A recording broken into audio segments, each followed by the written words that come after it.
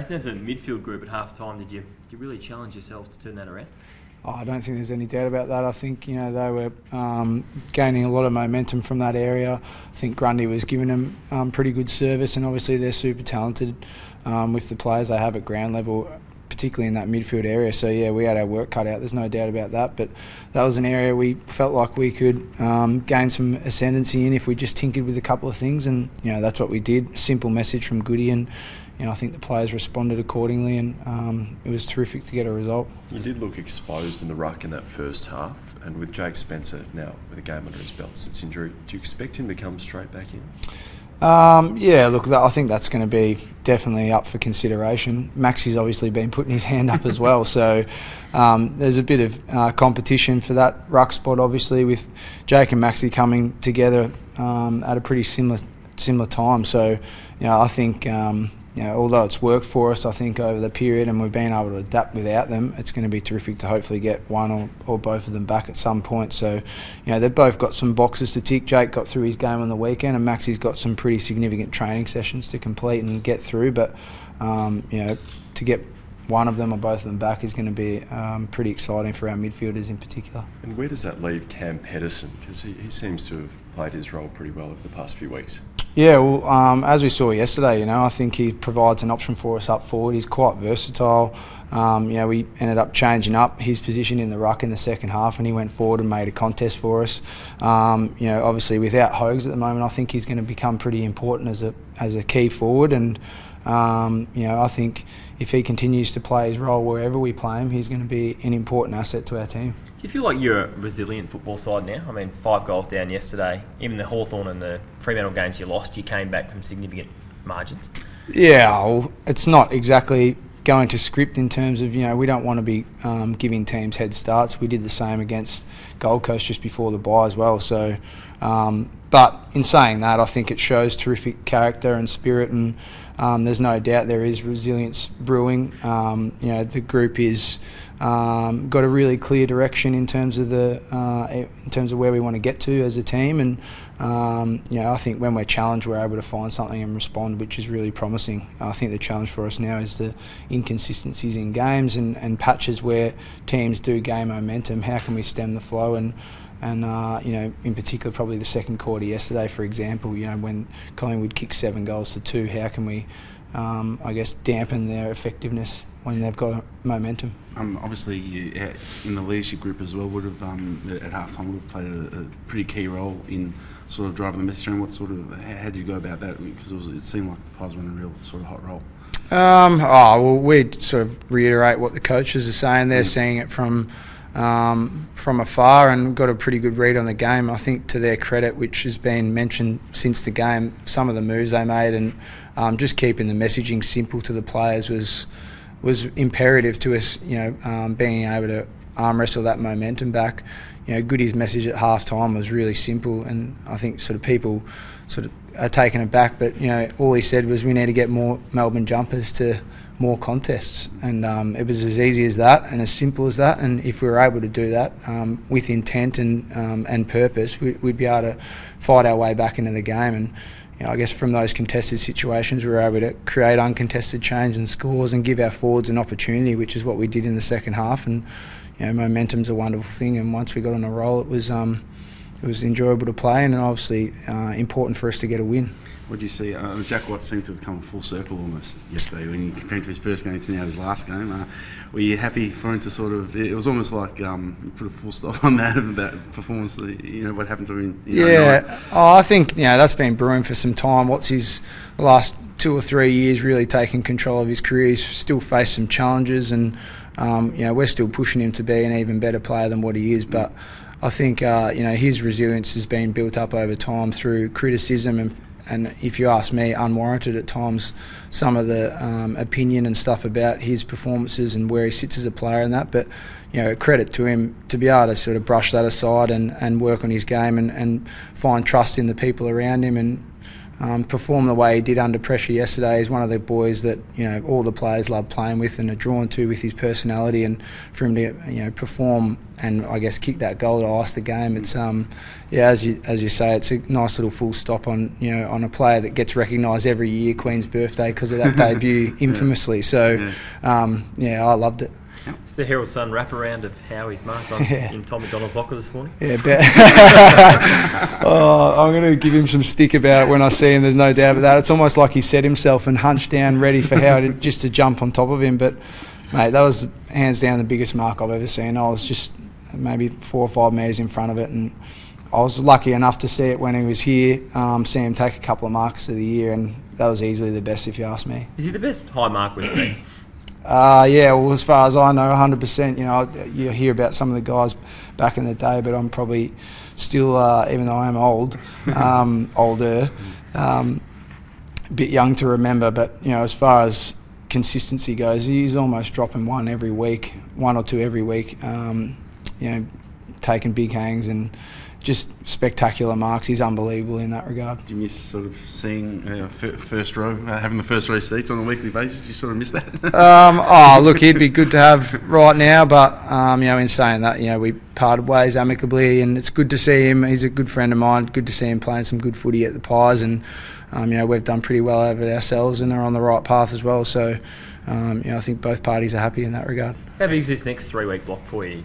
Bulldogs, West Coast, and Perth, Sydney on 6-day breaks. It could be a sort of season-defining 3 weeks.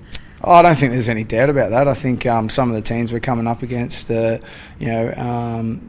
fancied, and particularly this week, against the reigning premiers, who will come out, breathing fire, I would have thought, and playing at their absolute best, which is what we're expecting after their performance on the weekend. So, it's a huge challenge for our group, but it presents a terrific opportunity.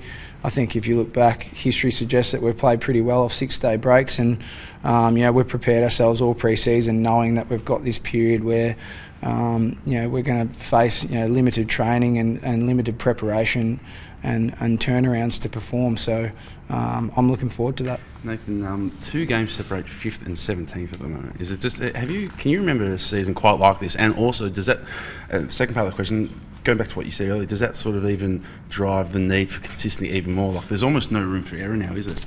Yeah, I don't think there's any doubt about that. I reckon the AFL will be licking their lips at the season, because it's on any given day, any team can win, which I think is terrific for the competition. It's great for the fans. It creates an even better spectacle, and I think there's no doubt the team that improves the most this season is probably the team that's going to win the premiership. And I think for us, we're a team on the improve with a really clear direction and path, and it's an old sort of adage, but you say every week at a time, 1 week at a time, and that's all we're trying to do, is continue to try and get better every week and execute our best every week. We feel like our best is capable and good enough, but it's performing week in, week out, because no matter who you play, you're going to be up against it. On the back of that, do you feel, given you've had, because of injury, no significant contribution from Max or Jesse, if you get them up and going and you get in at the end of the year, that anything is possible?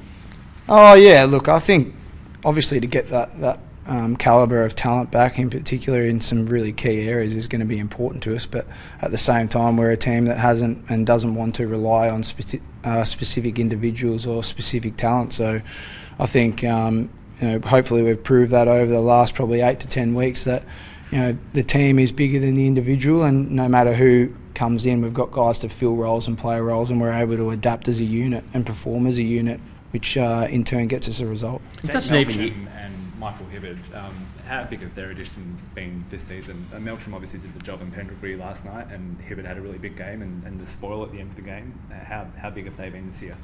Yeah, they've been terrific, along with Geordie as well. I think bringing in some guys with some experience, and I guess with a little bit more age, particularly for our back line, who's a little bit inexperienced and quite young. Having Hibbo down there and Melky down there at times provides, I guess, a cool and calm head in pressure situations, and Louis is the same in the midfield. So I think the addition of those guys with their experience has been really important for our group, and they're becoming integral parts of our team, and we love having them here and in our colours. It was a long time ago now, but do you feel like this side holds many similarities to the side you played in a winning final with back in 2006?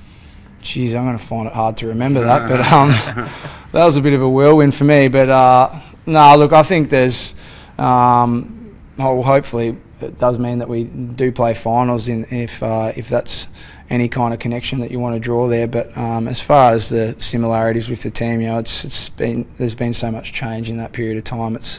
It's kind of hard for me to probably remember, but I think what we've assembled at the moment is probably one of the most talented lists that I've seen in the time here, and I think we're 100% on the right path with the efforts and the style of coaching that Goody and our coaching group are coaching us.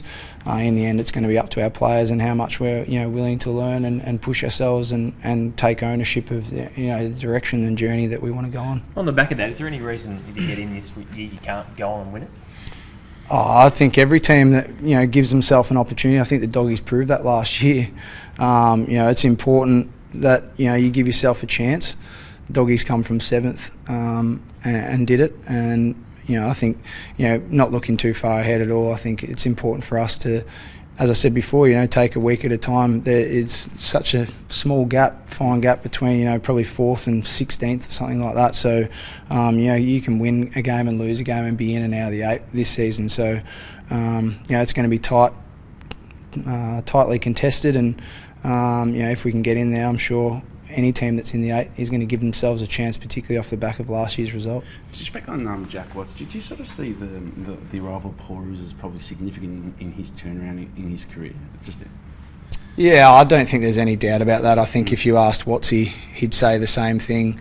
I think from the time that Roosie came, it sort of blessed him with a little bit of confidence, and I think Roosie sort of took to him a little bit to, I guess Watsy had been almost a whipping boy in the period in terms of us struggling, and I think Roosie took to him in terms of wanting to build him back up and create a strong player out of him. He's got terrific attributes and an enormous talent, and I think since that period he's laid some strong foundations on his individual game, and he's become a consistent contributor for us. And I think again this year, he faced a little bit of adversity in pre-season, but Goody's only trying to make him a better player, and a better Watsy for us is going to make us a better team, and he's taken ownership of that and grabbed hold of that, and then he serves up a performance like we saw yesterday and some of his other performances this year. I think it's a credit to him.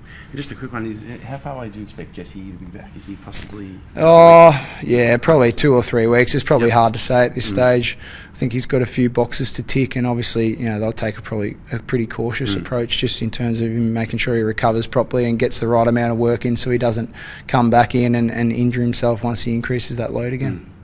Beautiful, thanks.